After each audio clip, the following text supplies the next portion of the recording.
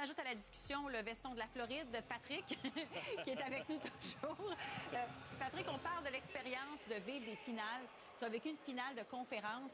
À quel point c'est un trophée qui est difficile à remporter? À quel point c'est difficile d'aller chercher cette fameuse victoire-là qui va te permettre de soulever le trophée?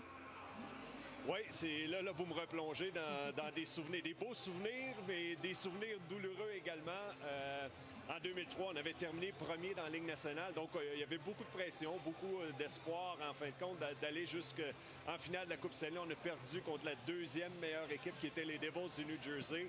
Un but de freezing, il restait 2 minutes 14. Je m'en souviens très bien, parce que quand je me suis fait marquer le but, j'ai regardé au tableau. Là, je me suis dit, hors-jeu, il n'y a plus de bruit dans l'amphithéâtre. Et non, le but était bon et les larmes s'en ont suivi pas longtemps après. Mais c'est tellement difficile. Tu y rêves, tu te couches l'après-midi. Ça va tellement bien en série que dans ta tête, c'est juste le prolongement du succès que tu as depuis le début de l'année. Tu t'attends à te retrouver en finale de la Coupe Stanley. Tout se termine du jour au lendemain. Comme je l'ai dit, c'est dans mes plus beaux moments dans la Ligue nationale. C'est le plus douloureux, certainement, d'être si près, mais en même temps si loin. Les émotions qui sont si proches, hein? Souvent, quand on joue dans un sport professionnel comme ça.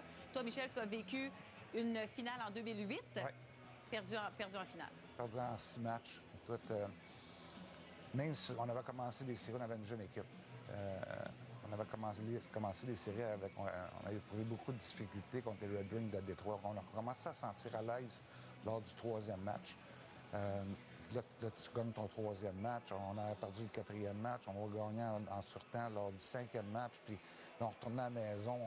On se sentait, là, on sent qu'on commençait à rêver. Là, tu sais. Et comme Pat vient de le mentionner, c'est tellement douloureux de perdre en finale parce que tu es tellement proche. Tous les efforts que tu as mis, puis tu sais jamais si tu vas avoir l'opportunité d'y retourner.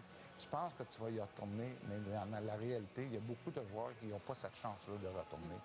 C'est une défaite qui est dure à valider. Ouais, c'est clair. C'est tellement difficile. Puis tu réalises, rendu là, qu'il reste une très grosse étape, c'est la plus difficile.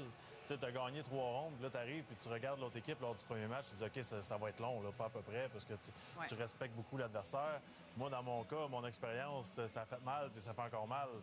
Perdre à Game 7 à la maison, à Vancouver, contre les Bruins de Boston. On s'entend qu'à Montréal, on les aime pas. Là. Fait que c'était la pire équipe pour moi à affronter et perdre. Le sentiment pour les gens, pour comprendre, c'est comme si tu marches pendant 20 ans pour aller à un restaurant. Quand tu arrives, c'est barré puis c'est fermé. C'est pas mal ça pareil. T'sais. Puis en plus, vous meniez dans cette série-là 2-0. On menait 2-0, on a mené 3-2. On avait le contrôle jusqu'à temps qu'on l'ait plus. La chaîne peut débarquer assez rapidement. Messieurs, restez là, on va aller retrouver Renaud parce qu'il est en compagnie de Ryan Nugent-Hopkins. On écoute. Ryan, you're still